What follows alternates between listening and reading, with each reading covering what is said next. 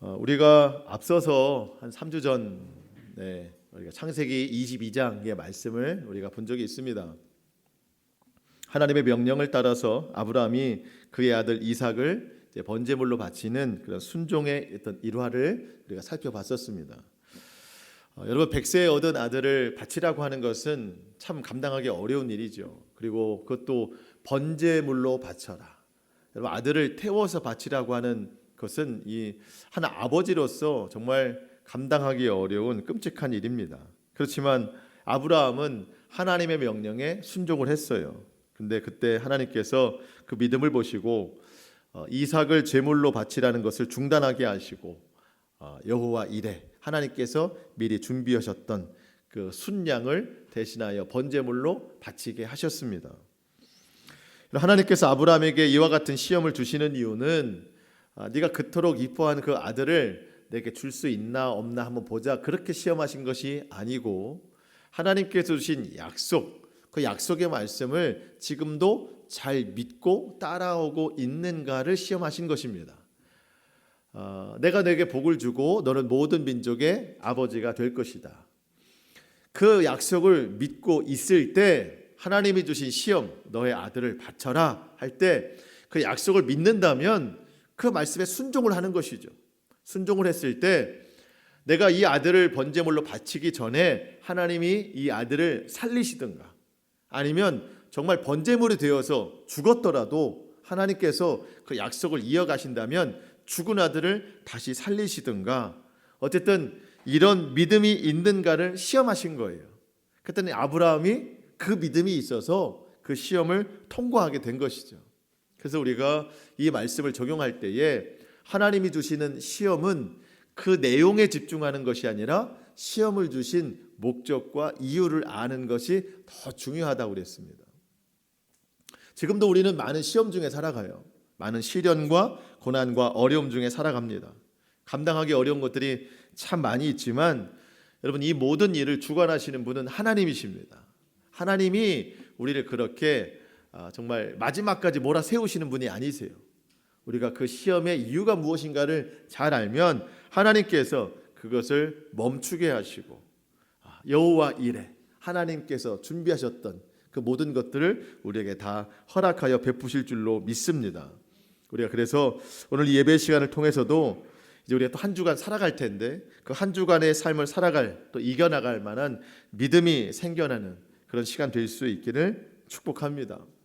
오늘 본문은 아브라함의 아내인 사라, 이 사라가 127세에 죽었다라는 말씀으로 시작이 돼서, 이제 사라 아내가 죽었으니 남편이 그 장례를 치러야 되죠. 장례를 치를 땅을 얻는 과정을 지나서 마지막 맨 끝에 보니까 아브라함이 이 사라의 장례를 잘 마쳤다, 이런 이야기로 이야기가 끝나요. 여러분, 표면적으로 보면 그냥 한 사람의 장례 이야기예요. 장례 이야기. 저도 이 말씀을 보면서 요즘 코로나 때문에 장례식에도 잘 안 가는데 굳이 이 사라 장례식을 내가 가야 되는 건가, 그냥 그렇게 생각을 해봤어요. 이 말씀이 지금 우리 시절에 좀 필요한 것인가. 하지만 하나님께서 주시는 의미가 있겠다라는 생각이 들어서 말씀을 묵상하던 중에 정말 놀라운 하나님의 뜻이 담겨 있는 것을 발견할 수 있었어요. 하나님께서 이 세상을 살아가는 우리들에게 정말 어떤 모습으로 살아가야 되는 건지, 우리가 지난주일 부활주일이었는데 예수님의 부활을 경험한 이 시대 많은 사람들이 과연 어떠한 삶의 목적과 어떤 삶의 자세를 가지고 살아가야 되는 건가에 대해서 분명하게 말씀을 해주고 계십니다. 먼저 1절을 보니까 사라가 127세를 살았다, 이렇게 기록이 되어 있어요. 여러분, 성경에서 유일하게 이곳에서만 여자의 죽은 나이가 기록됐어요. 남자가 죽은 나이는 기록이 좀 많이 됐지만 여자가 죽은 나이는 이곳에서 유일합니다. 참 뜻깊은 일이죠. 여러분, 사라도 아브라함처럼 하나님께서 택하신 백성이에요. 하나님이 그를 선택해 주셨습니다. 근데 여러분, 우리가 지나온 과정들을 보면 알지만 사라가 남편을 잘 만난 것 같아요? 잘 못 만난 것 같아요? 해온 일들이 있잖아요. 아내도 아니고 막 속이고 막 그랬던 걸 보면 남자로서는 참 부끄러운 일이기도 하고 남편을 잘 못 만난 건 아닌가 싶은데 하나님을 잘 만났어요. 하나님을 잘 만났습니다. 하나님께서 사라를 만나 주셨고 그의 이름이 본래는 사레였는데 사라로 바꿔주신 것처럼 그의 인생을 완전히 바꿔주셨습니다. 여러분, 사라 역시 믿음이 연약했고 또 인간적인 실수를 많이 했었습니다.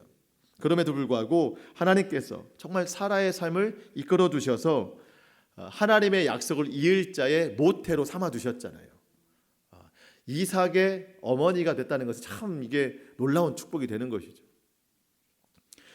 결국 하나님의 약속의 성취를 몸으로 경험하고 하나님 나라에 대한 소망을 품고 육신의 생명을 다하게 됐습니다.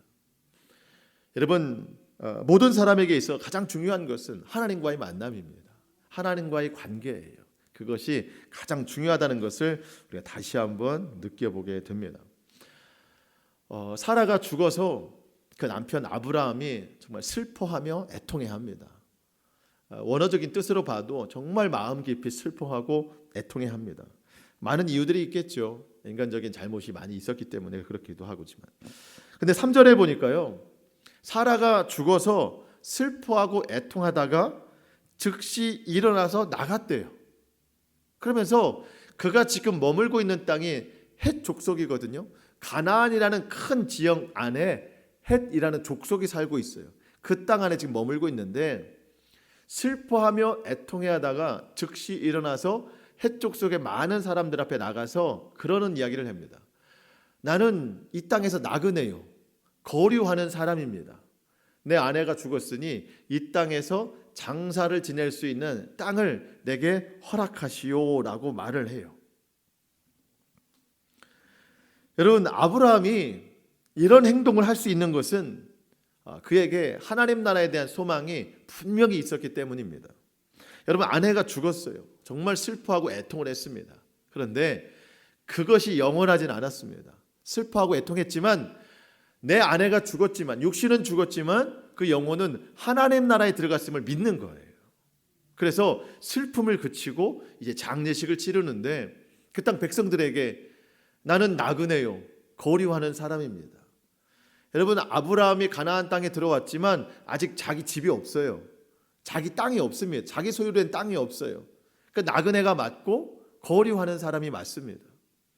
아브라함이 이런 행동을 하고 이렇게 고백하는 것을 통해서 우리가 오늘 영적으로 첫 번째로 깨달아야 될 것이, 우리가 이 세상 살아가면서 우리 마음속에 가장 깊이 품고 살아야 될 것이 뭐냐? 하나님 나라에 대한 소망이라는 거예요. 이것만큼은 절대 놓치지 말아야 된다는 이야기입니다. 여러분, 히브리서에서 보면 믿음의 위인들의 이야기가 많이 나오지 않습니까? 거기서 아브라함 이야기 나오고 사라 이야기 나온 다음에 그 다음에 어떤 이야기가 나오는가? 이런 이야기 나옵니다. 이 사람들은 다 믿음을 따라 죽었으며, 사라 이야기 나온 다음에 다 믿음 따라 죽었다는 이야기를 해요. 그러니까 오늘 이 사라의 장례식도 사라가 믿음을 따라 죽었다는 이야기를 뒷받침하는 거예요. 아브라함도 마찬가지예요. 아브라함도 살다가 믿음을 따라 죽었습니다. 그러면서 그들은 다 믿음을 따라 죽었으며 약속을 받지 못하였으되 그것들을 멀리서 보고 환영하며. 여러분, 사라와 아브라함은 하나님의 약속이신 예수 그리스도를 만나지 못했어요. 그것을 멀리서 봤습니다. 멀리서 예수 그리스도를 환영했다는 거예요. 그러니 하나님 나라에 대한 소망을 그때부터 갖고 있었다는 뜻이죠. 그러면서 그 땅에서 외국인과 나그네임을 증언하였다. 아까 아브라함이 그렇게 얘기하는 거예요. 나는 나그네요, 거류하는 사람이다. 그들이 이같이 말하는 것은 자기들이 본향을 찾는 자임을 나타냅니다. 그들은 죽어서 그들이 진짜 고향 하나님 나라를 향해서 가는 사람들임을 이 장례식을 통해서 증명하고 있다는 거예요. 여러분, 그러니까 구약의 백성들도 예수님을 만나진 않았지만 하나님의 영적인 깨달음을 통해서 하나님 나라를 소유하면서 살아갔다는 거예요. 그러니 시대만 다르지 구약과 신약이 다르지가 않는 거예요. 똑같은 소망을 품고 살아가는 겁니다. 히브리서의 말씀을 조금 더 이야기해 보겠습니다. 히브리서 11장 15절에 그들이 나온 바 본향을 생각하였더라면 돌아갈 기회가 있었으려니와. 여러분 뭐 오늘날 우리나라 장례 문화가 많이 바뀌었지만 과거에는 이제 뭐 어르신들이 돌아가시면 선산에 고향 땅에 가서 이렇게 묻었잖아요. 조상들이 있는 묘에 그 옆에 가서 묻었지 않습니까? 유대인들은 히브리인들은 더 그래요. 사람이 죽으면 자기 고향 땅에 갖는 것이 고향 땅에 묻는 것이 일반적인 일이에요. 그러면 아브라함의 고향, 사라와 함께 살던 본래 고향은 갈대아 우르예요. 12장 처음에 지났던 두 번째 고향이라고 하면 하란 땅. 그러면 이 사라가 죽었으면 거기다 갖다 묻는 게 맞거든요. 그런데 그들은 더 나은 본향을 생각했어요. 하나님 나라를 생각했어요. 육신이 묻히는 것은 그다지 중요한 게 아닙니다. 영혼이 진짜 고향으로 갔기 때문에. 그러면서 그들이 이제는 더 나은 본향을 사모하니 곧 하늘에 있는 것이라. 이러므로 하나님이 그들을 위하여 그들의 하나님이라 일컬음을 받으심을 부끄러워하지 아니하시고 그들을 위하여 한 성을 예비하셨느니라. 여러분, 죽은 자들 그들의 소망을 통하여 하나님이 한 성을 예비하셨는데 그 성이 어딘가요? 새 예루살렘 성, 하나님 나라 천국입니다. 이것을 요한계시록에서는 이렇게 말하는데요. 요한계시록 21장 1절. 또 내가 새 하늘과 새 땅을 보니 처음 하늘과 처음 땅은 없어졌고 바다도 다시 있지 않더라. 또 내가 보매 거룩한 성 새 예루살렘이 하나님께로부터 하늘에서 내려왔으니 그 준비한 것이 신부가 남편을 위하여 단장한 것 같더라. 여러분, 결국 우리가 사모하는 것은 히브리에서 말씀하신 새로운 성, 예루살렘 성. 그 성을 새 하늘과 새 땅이라고 말합니다. 이전의 하늘과 이전의 땅은 다 지나갔어요. 새 하늘과 새 땅. 여러분, 이 새 하늘과 새 땅을 세 글자로 뭐라고 해요? 신천지라고 해요. 새 하늘과 새 땅. 신천지. 여러분, 원래 신천지는 좋은 말이에요. 우리가 가야 할 곳이에요. 근데 사람들이 잘못 써가지고 참 지금도 신천지라는 말만 하면 두렵잖아요, 막. 여러분, 우리가 가야 할 곳이 신천지입니다.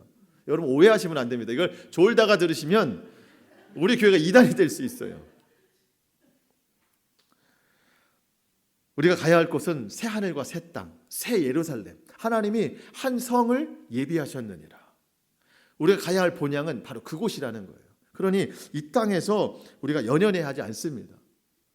아브라함이 말한 것처럼 우리는 나그네요. 그냥 지나가는 거류민일 뿐입니다. 여러분, 나그네가 지나가는 길 과정 속에서 모든 것을 다 쏟아붓지는 않잖아요.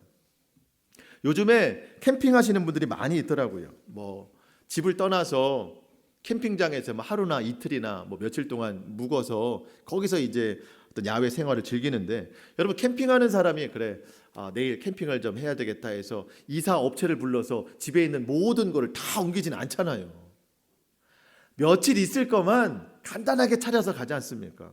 며칠 먹을 거, 며칠 그냥 거기서 살림할 거, 아주 간단한 도구만 가져가지 집안 살림을 다 가져가지는 않아요. 캠핑하시는 분들이 하다 보면 불편한데 그 불편 또한 캠핑의 묘미다, 그렇게 말하지 않습니까? 여러분, 때로는 불편함을 즐기는 것도 재미예요. 우리가 이 세상 살아가는 것을 캠핑 수준으로 말할 수는 없지만 어쨌든 이 세상이 영원한 목적지가 아니라는 것은 동일합니다. 우리가 가야 할 곳이 있어요. 하나님 나라입니다. 우리가 그 나라를 소망하면서 이것은 나그네 길이에요. 이 땅은 나그네.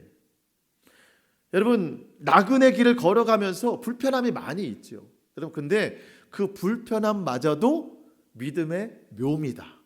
믿음의 재미다. 내가 믿음이 있으니 이 세상에서 불편한 것이지.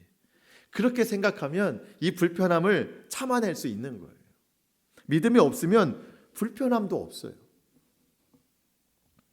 그렇다고 해서 우리가 이 세상의 삶을 소홀히 여기면 안 됩니다. 여러분, 사도 바울이 데살로니가 교회 편지를 보냈는데 데살로니가 사람들이 우리 주님이 당장 오실 것 같으니까 삶을 다 포기하고 교회에 모여 있었다는 거예요. 여러분, 그러면 안 되는 겁니다. 우리에게 다 일상이 있어요. 일상에서 성실하게 살아가야 됩니다. 믿음으로 살아가야 돼요. 그걸 다 뿌리치고 그날만 기다리고 있으면 잘못된 종말론이에요. 늘 성실하게 무엇보다 믿음으로 살아가면 찾아오는 모든 어려움들이 있겠지만 그 모든 것을 다 이겨낼 수 있는 힘을 주신다는 거예요. 로마서에서 환난은 인내를, 인내는 연단을, 연단은 소망을 이루는 줄 알미라. 결국 우리에게 주신 환난은 소망을 이루시기 위한 것입니다. 저와 여러분에게 이러한 소망의 능력이 있어서 이 세상 모든 어려움들을 이겨내고 결국 본향을 향해 나아가는 분명한 소망의 삶 살기를 축복합니다. 죽은 아내를 장례 치르기 위해서 이제 땅이 필요하잖아요. 이 땅을 좀 달라고 헷 족속 사람들에게 아브라함이 부탁을 했는데 이 아브라함의 말을 들은 헷 족속의 사람들이 아브라함에게 하는 말을 좀 보십시오. 참 놀랍습니다. 6절인데요. 내 주여 들으소서. 벌써 심상치 않습니다. 당신은 우리 가운데 있는 하나님이 세우신 지도자이시니 우리 묘실 중에서 좋은 것을 택하여 당신의 죽은 자를 장사하소서. 우리 중에서 자기 묘실에 당신의 죽은 자 장사함을 금할 자가 없습니다. 여러분, 이 한 구절에서 최소한 세 가지가 놀라운데요. 여러분, 아브라함이 이방 땅 헷 족속 그 땅에서 살고 있어요. 그러면 반대로 헷 족속이 보면 아브라함이 이방 사람입니다. 이 이방 사람에게 내 주여, 아도나이라는 단어를 써요. 진짜 주인이라는 얘기를 하는 거예요.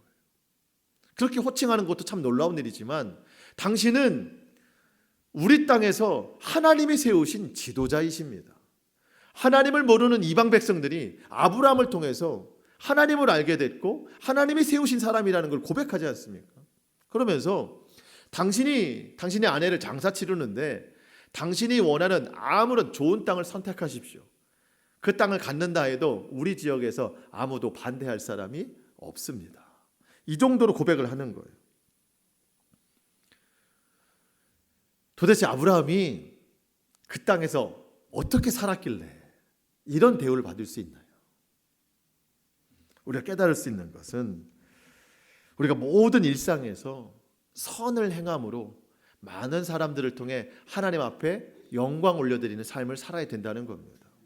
여러분, 우리 짐작할 수 있죠. 아브라함이 그 땅에서 참 선하게 살았구나. 여러분, 아브라함은 부유한 사람이에요. 예전에 갖고 있었던 부유함이 지금까지 이어지는 사람입니다. 이방 땅에 살면서 자기의 부유함을 내세우지 않았어요. 교만하지 않았습니다. 헷 족속 사람들과 좋은 관계를 맺기 위해서 늘 겸손함과 온유함을 잃지 않았습니다. 그렇기 때문에 적대 관계가 되지 않고 이러한 아주 좋은 친밀한 관계를 유지할 수 있게 된 것이죠. 여러분, 내 주여 들으소서 하는 말을 들어보니 거의 존경하는 정도잖아요. 여러분, 이것이 오늘날 그리스도인들이 이 세상을 살아가는 삶의 모습이어야 되는데, 여러분, 우리는 이 세상으로부터 존경받아야 됩니다. 여러분, 이게 높임받자는 얘기가 아니에요. 하는 행실이 선하고 아름답기 때문에 이 세상과 다른 삶이기 때문에 정말 여러분, 어두움이 빛을 따라가듯이 우리의 그 선하고 아름다운 행실 때문에 세상이 자연적으로 우리를 존경할 수 있도록 그런 삶을 살아야 된다는 거예요. 여러분, 우리가 예수님을 믿고 하나님의 자녀된 사람들을 우리가 성도라고 부르잖아요. 저와 여러분은 성도예요. 성도. 이 성도는 거룩하여 구별된 사람이다라는 뜻입니다. 그러면서 한 가지 뜻이 더 추가된다면, 그렇기 때문에 이 세상으로 하여금 존경받는 사람이라는 뜻이 있어요. 저와 여러분이 그저 종교적인 호칭으로 성도 그런 형식적인 이름에 지나지 않는 정말 본래 이름, 진실한 뜻의 그 이름에 담긴 성도의 삶을 살아갈 수 있기를 축복합니다. 그래서 저와 여러분의 그 선하고 아름다운 자연스러운 행실을 통해서 이 세상의 많은 사람들이, 믿지 않는 영혼들이 저 사람의 하나님은 진짜 하나님이구나, 그 하나님이 이 사람을 우리 가운데 세우셨구나, 그렇게 하나님의 이름을 높여드리는 영광스러운 모습이 우리 가운데 일어나기를 축복합니다. 마태복음 5장 16절에 보면 빛과 소금의 결론을 예수님이 이렇게 말씀해 주셨어요. 이같이 너희 빛이 사람에게 비치게 하여 그들로 너희 착한 행실을 보고 하늘에 계신 너희 아버지께 영광을 돌리게 하라. 나의 착한 행실을 통해 사람들이 하나님께 영광이 되도록. 아브라함이 그렇게 사는 거죠. 내용은 다 나와 있지 않지만 저와 여러분이 이 아브라함의 삶을 좀 본받아서 이 세상에서 그렇게 빛과 소금의 삶을 살 수 있어서 많은 사람들이 하나님을 보고 영광 올려드릴 수 있기를 축복합니다. 헷 족속의 사람들은 아브라함에게 이토록 호의적이었습니다. 어느 땅을 선택하든지 아무거나 가져가시오. 막을 자가 없습니다. 싫어할 사람이 없습니다. 그랬더니 아브라함이 아닙니다. 내가 그냥 취할 수 없으니 충분한 대가를 내가 내고 그 땅을 사겠습니다. 그러면서 아브라함이 마음에 둔 땅이 있었어요. 사실 땅도 아니고 그냥 굴이에요, 굴. 이 당시에는 이제 매장지가 굴이니까 굴. 자기 아내를 장사치를 굴 하나를 봐둔 게 있습니다. 또 알고 보니 그 굴을 소유한 사람이 있더라고요. 근데 그 굴이 별도로 딱 떨어진 것이 아니라 그 소유한 사람의 밭에 밭 끄트머리에 그 굴이 있어요. 그 굴을 좀 구매하고 싶은 거예요. 그 굴의 주인이 8절 하반절에 보니까 소할의 아들 에브론입니다. 에브론. 참 중복되는 게 뭐냐면 이 그 헷 족속에 사는 이 땅의 본래 이름은 헤브론. 그리고 굴의 주인은 에브론. 네, 그런 거예요. 조금 비슷하죠. 그래서 아브라함은 이 에브론이라는 사람이 소유하고 있는 이 밭의 끝자락에 있는 막벨라라고 하는 굴을 사려고 해요. 막벨라 굴 이름입니다. 그래서 지불을 하고 돈을 지불하고 좀 샀으면 좋겠다. 9절 말씀입니다. 그가 그의 밭머리에 있는 그의 막벨라 굴을 내게 주도록 하되, 아브라함이 얘기하는 거예요. 내가 충분한 대가를 줄 거다. 그 사람은 충분한 대가를 받고 그 굴을 내게 주어 당신들 중에서 매장할 소유지가 되게 하기를 원하노라 하며. 헷 족속에 많은 사람들이 있습니다. 사라가 죽었으니 조문을 왔겠죠. 많은 사람들이 있어요. 그때 이 많은 사람들 앞에서 내가 내 아내를 장례할 막벨라 굴을 좀 얻기를 원하는데, 그 주인이 에브론이라는 사람인데, 여기 모인 많은 사람들, 당신들이 내가 그것을 살 수 있도록 좀 도와주시오. 중개업자가 좀 돼주시오. 사실 이 뜻입니다. 그런데 이 이야기를 하는데 내가 충분한 값을 치를 겁니다. 근데 그 많은 사람 중에 에브론이 있었어요. 손 들고 나와가지고 많은 사람들처럼 똑같이 이야기합니다. 내 주여, 그리 마옵소서. 당신이 내 땅을 취한다면, 내 밭과 내 굴을 얻기를 원한다면 내가 드리리이다. 근데 여러분, 11절이 이제 에브론이 이렇게 하는 말인데 마치 숨은 그림 찾기처럼 아브라함이 요구하는 것과 에브론이 주고자 하는 게 조금 달라요. 한번 11절 보시겠습니다. 한번 찾아보세요. 에브론이 말합니다. 내 주여, 그리 마시고 내 말을 들으소서.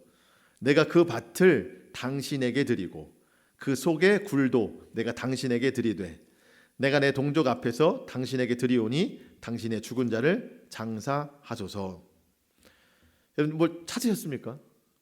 조금 이게 아브라함이 얘기하는 것과 이 사람이 얘기하는 게 좀 다르거든요. 그게 뭐냐면 아브라함은 막벨라 굴을 요구했어요. 근데 이 사람은 내 밭과 굴을 당신에게 드리리이다. 여러분, 밭이 비쌀까요? 굴이 비쌀까요? 굴은 밭 안에 포함되어 있는 겁니다. 밭이 비쌀까요? 굴이 비쌀까요? 밭이 비쌉니다. 밭이 비쌉니다. 여러분, 잘 보시면 친절을 베푸는 것 같은데 다 계산이 들어가 있어요. 무엇을 팔고자 함이에요? 밭을 팔고자 함입니다. 밭을 팔고자 함이에요. 그랬더니 이 에브론이 내 밭과 내 굴을 당신에게 주리리이다. 그랬더니 아브라함이 아니요, 내가 정확하게 그 밭을 값을 주고 사겠소 했더니 한 번 더 에브론이 대답을 하는데요, 이제 본심이 나옵니다. 재밌어요. 14절 말씀 보세요. 에브론이 아브라함에게 대답하여 이르되 15절 내 주여 내 말을 들으소서. 땅값은 은 400세겔이나 그것이 나와 당신 사이에 무슨 문제가 되리이까. 당신의 죽은 자를 장사하소서. 여러분 이런 말이에요. 한국 사람 버전으로 하면 아니 어떻게 당신이 이 땅을 원하는데 땅값이 400세겔이라고 어떻게 제가 제 입술로 얘기합니까? 어떻게 제가 이 400세겔을 당신한테 받을 수 있습니까? 당신은 막벨라 굴 하나를 원하지만 내 밭 전체를 팔아야 이 400세겔 정도가 넘는데 내가 그것을 어떻게 당신 손에서 받을 수 있겠습니까? 절대로 나는 400세겔을 받을 수 없습니다 하면서 아마 생략이 된 것 같아요. 400세겔이 몇 번을 들어간 것 같아요. 이 돈을 받겠다는 이야기입니까? 안 받겠다는 이야기입니까? 사실은 받겠다는 이야기예요. 받겠다는 이야기인데 시세보다 비싸게 팔았어요. 굴만 파는 것이 아니라 밭도 팔았어요. 여러분 아브라함은 사실 굴만 원했거든요. 장례만 치르면 되니까. 그 영혼이 하나님 나라 갔으니까. 근데 시세보다도 딱 비싼 것을 알았어요. 하지만 아브라함은 충분한 값을 치르고 샀습니다. 거기에 충분한 대가를 치렀습니다. 비싸지만 샀어요. 이유가 있습니다. 나중에 이 해쪽 속 사람들이 마음이 바뀌어서 그 무덤을 이제 없앨까? 그건 아브라함의 땅이 아니다. 그 굴만 아브라함 거지 땅은 아니다. 그런 어떤 다른 생각을 품을까 해서 그 밭 전체를 완전히 다 사버린 거예요. 충분한 대가를 주고 산 겁니다. 이제 완전한 소유가 되기 위해서. 여러분 이 말이 참 중요한데요. 아브라함은 지금 헷 족속이라는 그 땅이 포함된 넓은 범위에 가나안에 들어간 지 60년이 됐습니다. 사라의 나이를 보면은 짐작이 가죠. 사라가 65세 때 가나안 땅에 들어왔어요. 127세에 죽었습니다. 62년이 지났는데 애굽에 나간 2년은 빼야죠. 그러니까 대략 60년 정도의 가나안 땅에 살았는데 이 가나안 땅에서 우리말로 하면 땅 한 평 자기 소유가 없어요. 지금까지 막 떠돌아다녔습니다. 넓은 지역을 나그네처럼 거류하는 사람처럼 떠돌아다녔고 60년이 되도록 자기 이름에 소유가 하나도 없었어요. 하나님은 약속하셨지 않습니까? 내가 너에게 지시할 땅으로 가라. 그게 가나안 땅이다. 가나안 땅을 내가 너에게 주겠다. 그런데 60년이 지나도록 땅 하나가 없었어요. 그럼 그 땅을 언제 소유하는 건가? 결국 그 약속을 믿고 그 대가를, 그 값을 치를 때 그 땅을 소유할 수 있더라는 거예요. 그것도 완전히 충분히 치러야 온전한 소유가 될 수 있더라는 겁니다. 자, 여러분 하나님께서 아브라함에게 약속하신 대로 아브라함이 지금 가나안 땅에 들어갔습니다. 그러면서 애굽에 내려갔을 때 그 아내를 누이라 속여서 어떻게 하다가 많은 재물을 얻어 나왔어요. 여러분 사실 이 재물이 그동안 살아왔던 세월에 필요했겠지만 제가 보기엔 지금 필요한 거예요. 가나안 땅을 소유하기 위해서는 많은 돌이 필요합니다. 400세겔이 필요한데 적은 돈이 아니에요. 아마 이때 그 값이 필요했던 것 같아요. 하나님께서 다 예비하신 겁니다. 가나안 땅에 들어와서 살기는 했지만 진정한 소유는 자기 값을 치렀을 때. 그래서 18절에 보니까 성문에 들어온 모든 해족속이 보는 데서 아브라함의 소유로 이제 확정됐습니다. 가나안 땅 중에 일부가 이제 확정이 됐어요. 여기부터가 중요한데 여러분 우리가 이 내용을 통해서 영적으로 깨달아야 될 것이 무엇이냐면 우리가 하나님의 나라를 소유하기 위해서는 저와 여러분이 정말 충분한 대가를 치러야 된다는 거예요. 여러분 아브라함에게 약속의 땅이 가나안이듯이 우리의 약속의 땅은 하나님 나라입니다. 하나님 나라는 두 가지 개념으로 설명할 수 있는데 다시 오실 예수님과 함께 들어갈 영원한 하나님 나라가 있고 또 한 가지는 이미 오셔서 우리 마음 가운데 자리 잡아주신 내 마음이 하나님 나라입니다. 이 두 가지의 하나님 나라를 소유하기 위해서는 값을 지불해야 되는 거예요. 여러분 그 아브라함이 지금 이 막벨라 굴 그 땅 에브론의 땅을 소유하기 전에 가나안 땅에까지 들어온 것은 전적으로 하나님의 은혜였어요. 하나님이 약속하셔서 여기 들어와서 물론 또 돌아다녔지만 여기 가나안 땅에 진입해서 와서 살게 된 것은 하나님의 은혜였습니다. 우리도 마찬가지예요. 우리가 예수님을 믿고 예수님께서 내 모든 죄를 십자가에서 대속해 주셨기 때문에 내가 하나님의 자녀가 돼서 하나님의 나라 안에 지금도 살고는 있는 거예요. 여러분, 그런데 그 땅, 내 속에 임한 하나님의 나라, 그 땅을 소유하려면 그것에 맞는 값을 치러야 되는 겁니다. 그 뭘로 치러야 되는 건가? 역시 십자가거든요. 내 죄는 주님이 십자가에서 내 죄값을 다 치러주셨어요. 그래서 내가 그 은혜 안에, 하나님이라는 은혜 안에 살게 되었습니다. 이제부터 나는 나 자신을 부인하고 내게 두신 십자가를 짊어지고 주님의 길을 따르는, 그래서 내게 하나님 나라 주신 그 하나님 나라를 그 십자가로 값을 치러서 이제 내가 소유해야 된다는 거예요. 자, 여러분, 지금까지 이해 안 되셨겠지만 이제 이겁니다. 제가 말씀을 드릴게요. 여러분, 똑같이 예수님을 믿어도 그 믿음의 능력이 다르게 나타납니다. 여러분, 똑같이 예수님을 믿어도 어떤 사람은 마음에 평안이 있어요. 남들이 볼 때 저 사람은 감사의 조건이 별로 없는데 늘 감사하다고 고백합니다. 내 주 예수 모신 곳이 그 어디나 하나님 나라, 늘 이 찬송이 끊이지가 않아요. 삶은 그렇지 않은데 늘 믿음의 고백이 그렇습니다. 그런 사람이 있는가 하면 어떤 사람은 예수님을 믿어도 여전히 근심 걱정이 많고 원망과 불평이 많고 기쁨과 감사가 없는 사람이 있습니다. 여러분, 왜 그럴까요? 똑같이 예수님을 믿는데.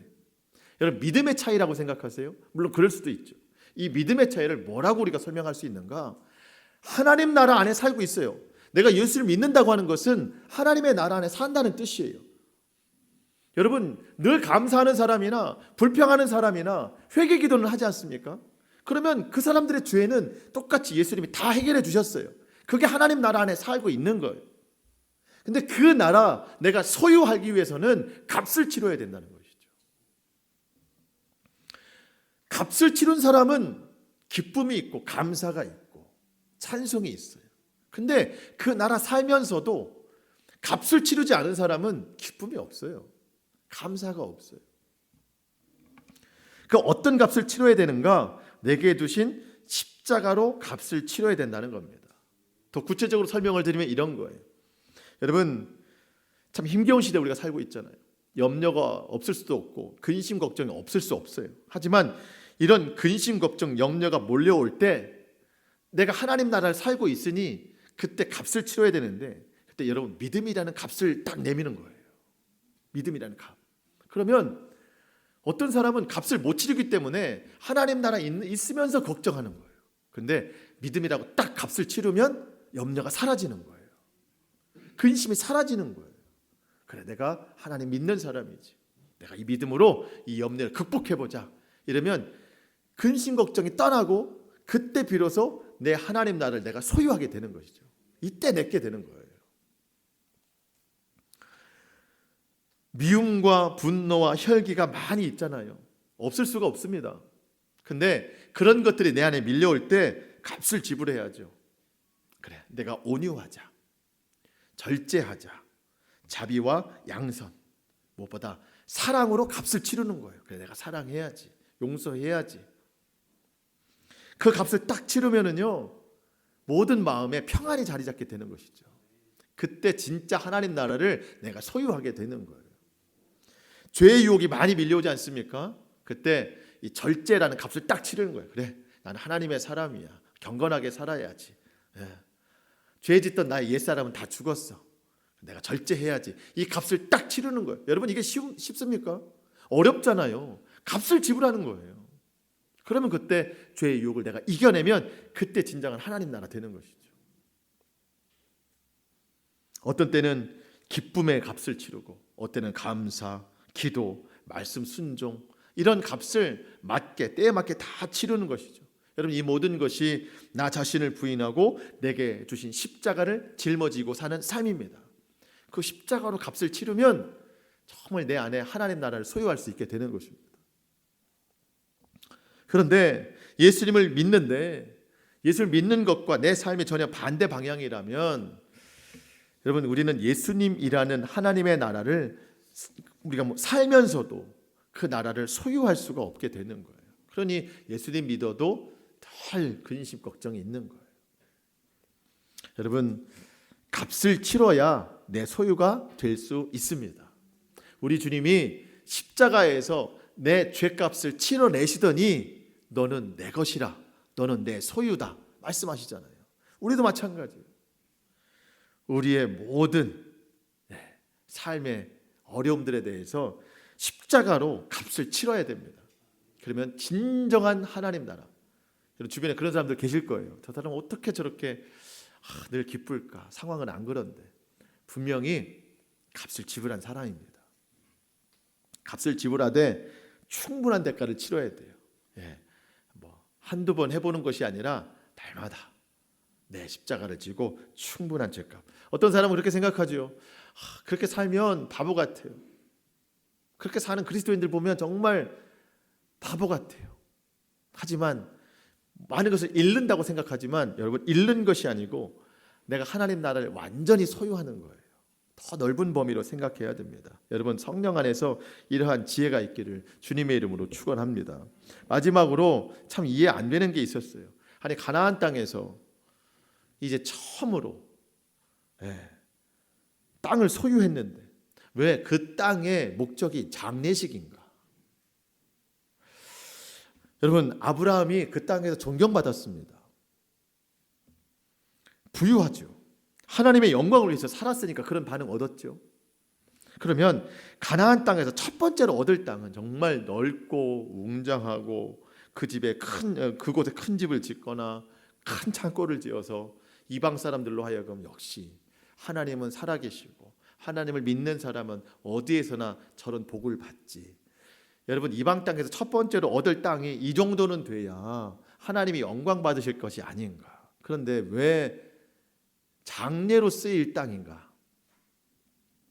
이것도 결국 하나님께서 우리에게 영적으로 깨닫게 하시는 것이 있는데, 여러분, 하나님께서 약속하신 가나안 땅의 첫 번째 소유, 내가 첫 번째로 얻은 그 땅은 죽음을 위한 것이다. 그 죽음으로 시작된 하나님 나라는 영원히 나를 살게 한다는 겁니다. 자, 여러분, 우리에게 하나님께서 약속하신 그 하나님 나라, 내가 하나님 나라를 소유했어요. 그 땅에서 시작할 때 가장 먼저 시작은 내 옛사람이 죽은 거예요. 내 옛사람이 장례된 거예요. 우리가 지난 2주 동안 고난 주간과 또 부활 주일을 통해서 우리가 그 말씀 나눴죠. 내가 이제 예수 그리스도와 함께 십자가에 못 박혔나니 그런즉 내 안에 그리스도께서 사시는 것이라. 여러분, 한 주간 동안 내 옛사람이 죽은 곳으로 사셨습니까? 우리 주님보다 빨리 부활했죠. 또 그게 내 옛사람은 정말 너무 잘 부활하는 게 문제인데, 여러분, 내 옛사람은 죽었습니다. 여러분, 근데 그게 입술로 선포가 되고 실제가 되어야 됩니다. 그래야 그때부터 진정한 하나님 나라가 시작이 되는 거예요. 내가 하나님 나라를 소유했지 않습니까? 소유했으면 가장 먼저 내 옛사람이 죽었습니다. 그것이 시작이 되어야 되는 거예요. 여러분, 아브라함이 죽은 사라를 장례를 지내는데 어떤 인형 갖다가 장례를 치른 게 아니잖아요. 진짜 사라의 장례식을 치른 거잖아요. 실제잖아요. 저와 여러분이 옛사람이 죽었으면 그 옛사람에 대한 장례를 실제로 치러야 되는 거예요. 죽었다고 확정해야 되는 거예요. 그래야 하나님 나라 소유를 가지고 내가 그곳에서 새로운 삶을 살 수 있는 거예요. 여전히 나는 안 죽었어. 여전히 나는 장례 치르지 않았어. 그런 마음이면 하나님 나라를 소유해도 여전히 옛사람에 머물러 있는 거예요.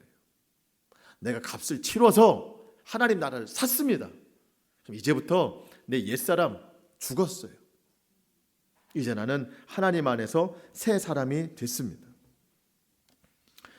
여러분, 믿음으로 선포하시고 또 내 옛사람이 죽은 것을 삶에서 실제로 증명해 내 보일 수 있기를 축복합니다.